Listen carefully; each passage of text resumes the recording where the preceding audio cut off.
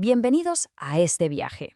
Hoy vamos a sumergirnos en el corazón de una profecía, un texto antiguo del libro de Isaías que, de una manera casi increíble, ha viajado a través de milenios para contarnos una historia. Y es una historia que, como veremos, parece conocernos de una forma íntima, profunda, a veces incluso mejor de lo que nos conocemos a nosotros mismos. Y aquí es donde empieza el verdadero misterio, la gran pregunta que nos convoca. ¿Cómo es posible? ¿Cómo puede ser que un relato escrito hace casi 3000 milenios, que habla de un siervo que sufre, tenga todavía el poder de atravesar todas nuestras defensas modernas, nuestro cinismo, y hablarle directamente a nuestros miedos más ocultos? Miedos como la soledad, el rechazo. Esa es la pregunta que vamos a intentar desentrañar. Para hacerlo, vamos a seguir una hoja de ruta. Este es el itinerario de nuestro viaje de hoy. Empezaremos escuchando el eco del alma, cómo resuena esta historia en nosotros. Luego conoceremos a un héroe inesperado. Descenderemos con él al abismo del rechazo. Asistiremos a una paradoja divina que lo cambia todo. Celebraremos un triunfo sobre la tumba y finalmente exploraremos la resonancia interminable que esta historia deja en nuestras vidas. Muy bien, empecemos por el principio. El eco. ¿Por qué nos estremece esta historia? Pues yo creo que es porque cuando miramos a esta figura, maltratada, despreciada, es como si nos asomáramos a un espejo. Y en esa sombra, en esa figura, reconocemos nuestros propios miedos más profundos. El pánico a ser abandonados, a quedarnos solos, a que las personas que más queremos un día nos den la espalda. Y para entender esto necesitamos un concepto clave, una especie de lente para ver toda la historia. Es la idea de una orquestación divina. ¿Qué significa esto? Es la creencia de que cada momento de la vida, incluso el sufrimiento que parece más absurdo y sin sentido, en realidad forma parte de un plan tejido por Dios, un plan más grande, con un propósito. Esta historia nos va a mostrar que la belleza a veces no se encuentra en el éxito, sino en la luz que se filtra por las grietas más profundas de la vida. De acuerdo, pues, abramos de par en par las puertas de la narrativa. Y lo primero que nos vamos a encontrar es una sorpresa. Esta historia no empieza con fanfarias, ni con trompetas de gloria, ni con un halo de luz celestial. No. Comienza con una humildad tan radical, tan profunda, que resulta casi inquietante. Por favor, visualicemos la escena que nos pinta el profeta. Imaginemos un desierto, una tierra completamente seca, agrietada por el sol, donde nada parece poder vivir. Y de repente, de esa tierra muerta, emerge un brote diminuto, tierno, casi transparente. Así de frágil, así de improbable es el origen del siervo. No viene de un palacio ni de un jardín frondoso. Viene de la escasez, de la esterilidad de una nación espiritualmente derrotada. Es como si la profecía nos estuviera diciendo desde el principio, la verdadera fuerza, la que cambia el mundo, no nace de la abundancia, sino de lo que parece la nada más absoluta. Y el texto insiste en esto, es casi machacón. Este héroe no tiene nada de lo que el mundo considera atractivo. No tiene un físico imponente, ni carisma, ni una imagen que seduzca a las masas. Nada. De hecho, su aspecto era tan común, tan ordinario, que nos cuentan que hasta su precursor, Juan el Bautista, tuvo momentos de duda. Y esta falta de esplendor exterior no es un accidente, es totalmente deliberada. Es la primera pista de que su reino, su poder y sus métodos son radicalmente diferentes a todo lo que conocemos.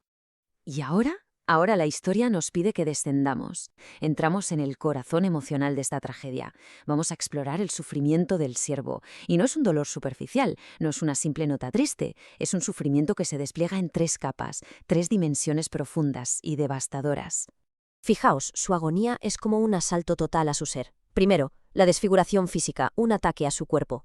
Después, el rechazo social, un ataque a su identidad y pertenencia. Y finalmente, la injusticia y su silencio, un ataque a su dignidad. Cada capa se suma a la anterior, creando un abismo de dolor. Vamos a analizar cada una. La primera capa es la brutalidad física. Y el lenguaje aquí es impactante. No usa metáforas, es crudo, es directo. Dice que su apariencia estaba tan dañada, tan desfigurada, que la gente se horrorizaba al mirarlo. El sufrimiento era tan extremo, tan bestial, que llegaba a poner en duda su propia humanidad. No es una imagen poética de la tristeza, no. Es la descripción descarnada de una tortura que lo despoja de su forma, dejándolo irreconocible.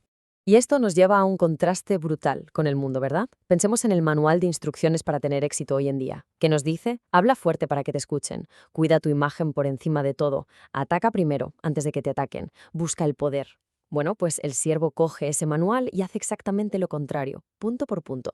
Cuando el mundo le grita, él calla. Cuando el mundo busca la imagen perfecta, a él lo desfiguran. Cuando el mundo ataca, él sufre.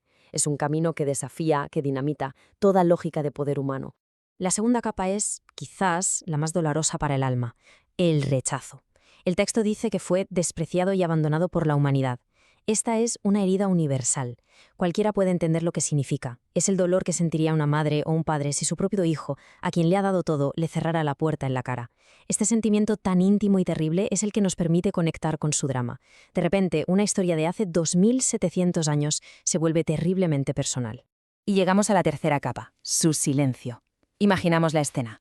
Un tribunal caótico, corrupto, acusaciones falsas volando por el aire, un abuso de poder flagrante, y en medio de todo ese ruido, él permanece en silencio. Pero cuidado, no es la mudez del débil, del que no tiene nada que decir. Es el silencio de quien se ha rendido por completo a esa orquestación divina de la que hablábamos. Es un acto de entrega absoluta, de confianza en un plan que nadie más puede ver. Para entender la magnitud de su silencio y del sufrimiento de un inocente, tenemos que entender cómo funciona nuestra mente. Nuestra lógica de justicia es como una caja registradora. Si haces algo bueno, esperas una recompensa. Si haces algo malo, te toca un castigo. Es simple, es directo, a cada acción, su reacción. Por eso cuando vemos a una persona buena e inocente sufrir de esa manera, nuestro sistema se colapsa. No tiene sentido. Pero el silencio del siervo rompe esa lógica, la hace añicos, y nos obliga a preguntarnos si existe una justicia más grande, una que no cabe en nuestra pequeña contabilidad. Hemos bajado, hemos descendido al punto más oscuro y bajo de la historia. Parece que no se puede caer más. Y es justo aquí, en el fondo del abismo, donde la narración da un giro de 180 grados. Es como si la cámara, que había estado enfocada en el sufrimiento del siervo, de repente se alejara para mostrarnos el plano completo. Y lo que vemos es una verdad impactante, que cambia por completo el significado de todo lo que ha pasado. Y esta es la clave del giro, el gran malentendido. Los que lo veían sufrir, y podemos incluirnos a nosotros como espectadores de esta historia, pensábamos con la lógica de la caja registradora. Nuestra conclusión era inevitable. Ah, mira cómo sufre. Pobre hombre, seguramente Dios lo está castigando por algún pecado terrible que ha cometido. Era la única explicación que tenía sentido en nuestro sistema de justicia. Tenía que ser culpable. Y aquí llega la revelación. La palabra que lo cambia todo es pero. Pero él fue traspasado por nuestras rebeliones. De repente el foco cambia. Su sufrimiento no era por sus pecados, era por los nuestros. Fue un acto de sustitución. Fue herido por nuestras rebeliones, aplastado por nuestros pecados. El castigo que nos correspondía a nosotros cayó sobre él. Y lo más increíble, sus heridas se convirtieron en nuestra curación. Y para que no quede ni la más mínima duda de esto, para que el mensaje cale bien hondo, el profeta, en apenas 3 versículos, repite los pronombres nosotros o nuestro unas 10 veces. Es un martillo pilón. El mensaje es abrumadoramente claro. Esta historia, al final, no trata sobre él, trata sobre nosotros. Su sufrimiento es el espejo donde se reflejan nuestras acciones. Esta gráfica lo resume de una forma visual y perfecta. La pregunta es, ¿por qué sufrió? Y las respuestas posibles son 3. ¿Fue por su culpa? 0.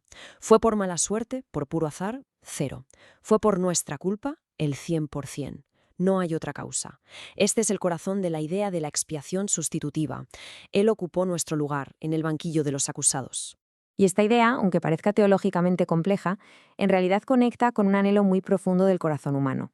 Lo vemos constantemente en nuestras propias historias, en el cine, en la literatura. El ejemplo de los dramas coreanos es perfecto. ¿Cuántas veces hemos visto a un personaje que los sacrifica todo, su carrera, su felicidad, incluso su vida, para salvar a la persona que ama? Es un arquetipo que nos conmueve hasta las lágrimas porque intuimos que la verdadera redención a menudo exige un sacrificio que nosotros mismos no podemos hacer. Bien, parece que la historia podría terminar aquí, ¿verdad? En un acto de sacrificio heroico, pero con un final trágico, un inocente en la tumba de un criminal. Pero no, el arco narrativo da otro giro inesperado, y esta vez asciende, se eleva hacia una victoria asombrosa, una victoria completamente paradójica. Y aquí llegamos al punto más difícil, más profundo y misterioso de toda la profecía. Esto no fue un accidente de la historia, ni un simple acto de maldad humana. El texto dice, y la frase nos deja sin aliento, que fue la voluntad del Señor quebrantarlo. ¿Cómo puede ser? Esto nos revela un amor tan incomprensiblemente grande que está dispuesto a redimir el mundo a través del sufrimiento de su propio siervo, como parte de esa perfecta orquestación divina. Entonces, ¿Cómo se produce esta victoria que nace de la derrota? Sigue una lógica que no es de este mundo. Una lógica divina. 1. Su vida es entregada voluntariamente como una ofrenda. 2. A través de esa muerte, Él ve nacer a su descendencia, a todos los que son redimidos por Él. 3. La muerte no tiene la última palabra, porque prolongará sus días, recibirá vida eterna. Y 4. Como resultado, es exaltado y recibe la recompensa de un gran conquistador. El resultado final de todo este triunfo es la satisfacción. Dice el texto, verá el fruto de la aflicción de su alma y quedará satisfecho. ¿Satisfecho de qué? Satisfecho porque su misión, su propósito se ha cumplido. ¿Y cuál era? Justificar a muchos, hacer que muchos sean declarados justos ante Dios. El sufrimiento, por terrible que fuera, no fue en vano. Logró exactamente el objetivo que se había propuesto. Y este es el punto crucial que resume toda su victoria. No es la victoria de un superhéroe que escapa de la trampa en el último segundo. No. Su victoria consiste en no evitar el sufrimiento, en no esquivar la tumba. Consiste en entrar de lleno en ellas, en abrazar la muerte y en vencerla desde su propio territorio, rompiendo su poder desde dentro para emerger victorioso al otro lado. Es una conquista, no una evasión. Y con esta victoria aterrizamos de nuevo en el presente. Traemos esta epopeya antigua a la realidad de nuestras propias vidas. Porque una historia como esta no puede dejarnos indiferentes. No es un cuento para entretener, exige una respuesta. La pregunta ahora es, ¿cómo respondemos nosotros a una narrativa tan radical? Pues la única respuesta coherente es una reconfiguración completa de la vida. Se apoya en 4 pilares. Primero, un despertar, un despierta a esta nueva realidad de salvación. Segundo, entrar en un ciclo de gratitud y obediencia.